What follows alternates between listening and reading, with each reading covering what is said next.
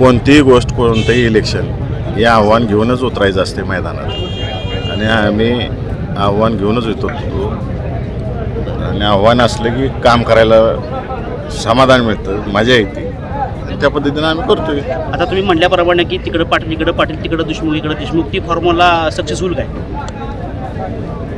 मी गेले अनेक महिने सांगत आलेलो आहे की सोलापूर जिल्ह्यातली जनता ही अत्यंत स्वाभिमानी जनता आहे आणि लोकसभा इलेक्शन असेल, विधानसभा इलेक्शन असेल, नगरपालिका इलेक्शन असेल, या स्वाभिमानी जनतेनं दाखवून दिलेलं आहे.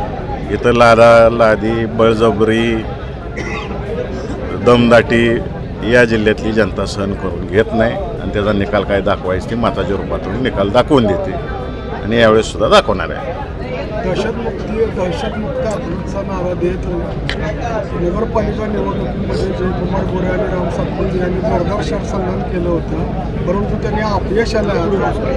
या जिल्हा परिषद पंचायत समितीत त्यांच्याकडे कुठला नारा असेल? तर त्यांचा नारा मला काय माहिती. पण तुमची भूमिका काय असणार? माझी भूमिका सांगितली नाही. या जिल्ह्यातली जनता स्वाभिमानी आहे आणि आमच्या स्वाभिमानी जनतेवर आमचा पूर्ण विश्वास आहे.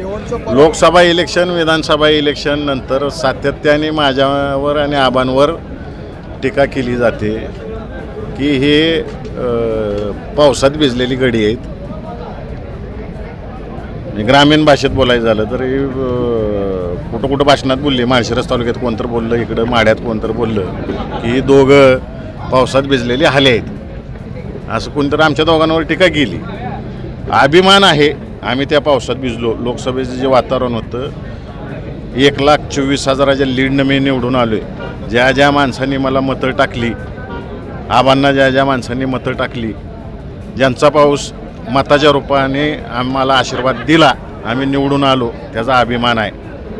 आम्ही त्या पावसात भिजलो, आम्ही त्या पावसात भिजलेले हाले आहोत, खरं जातीवंत आहोत. साहेब, पालकमंत्री गोरे असू द्यात किंवा भाजप पक्षश्रेष्ठी वरिष्ठ नेते मंडळी असू द्यात, लोकसभेला आणि विधानसभेला नेमके प्रकारे कोणत्या ना कोणत्या मार्गानं तुमच्यासमोर जी विठ्ठल परिवाराची मंडळी विरोधक म्हणून उभी करतायत.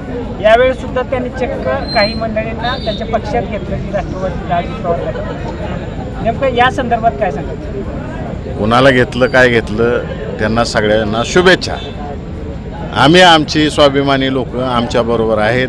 आमचे कार्यकर्ते ज्यांनी लोकसभेला काम केलं, विधानसभेला काम केलं, आमच्याबरोबर टिकून आहेत आणि त्यांच्यासाठी मी अभिजित आबा तसेच उत्तम जानकर आम्ही कुठंही कॉम्प्रोमाइज करणार नाही. आमचा लढा आमच्या कार्यकर्त्यांसाठी. त्यांनी अहोरात्र आम्हाला निवडून आणण्यात प्रयत्न केले. आता आमची जबाबदारी त्यांना निवडून आणायची. लोकसभा निवडणुकीवेळी माढा तालुक्यातील शिंदे विरोधकांना एकत्र मोड बांधण्यात यशस्वी ठरलं होतं.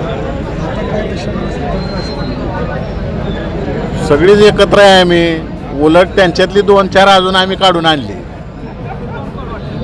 ॲडिशन झाले आमच्याकडं. माहिती का? मेंढापूर MIDC तुम्ही पाठपुरावा केला होता, तर आमदार साहेबांनी इथं त्याशिवाय पेटा आम्ही टीमवर्क करतो. आमचा टीमवर्क आहे आणि आम्ही कोऑर्डिनेशनमध्ये राहतो. आमची कामाची पद्धत अशी आहे सगळ्या टीमची, जी शरद पवारांचं नेतृत्व मान्य करून आम्ही काम करतो. टीमवर्क करतो आम्ही आणि आम्ही टीम म्हणूनच काम करणार आणि लोकांच्या फायद्याची कामं करणार. भाजप हे बलाढ्य म्हटलं जाते, तशाच पद्धतीने आता शरद पवार गट आणि अजित पवार गट एकत्र, ती पण ताकद पुढं म्हणजे ताकदीनं लढल करा अशी.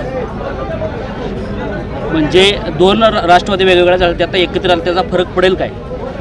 पडणारच ना. जी विभागली गेलेली होती, आमची वैचारिक मतं एकच आहेत, पुरोगामी विचारायची मतं आहेत. आम्ही ती एकत्र आल्यावर फायदाच होणार आहे त्याचा. दादा, लोकसभा आणि विधानसभा या दोन्ही निवडणुका जनतेने हातात घेतल्या होत्या, तशीच परिस्थिती आता सुद्धा आहे. त्यामुळे नेते मंडळी जी भाजपा मोठमोठे नेते मंडळी आपल्या जिल्ह्यात आपल्या मतदारसंघामध्ये आले, याचा काय फरक पडेल का? या सीझन 4 चालू झालेला आहे. 3 सीझन सोलापूर जिल्ह्यातल्या जनतेने यशस्वी करून दाखवलेलं आहे. आता सीझन 4मध्ये यशस्वी बॅटिंग होईल आणि सोलापूर जिल्ह्याची जनता स्वाभिमानाने आपला स्वाभिमान अजून एकदा जागृत ठेवू.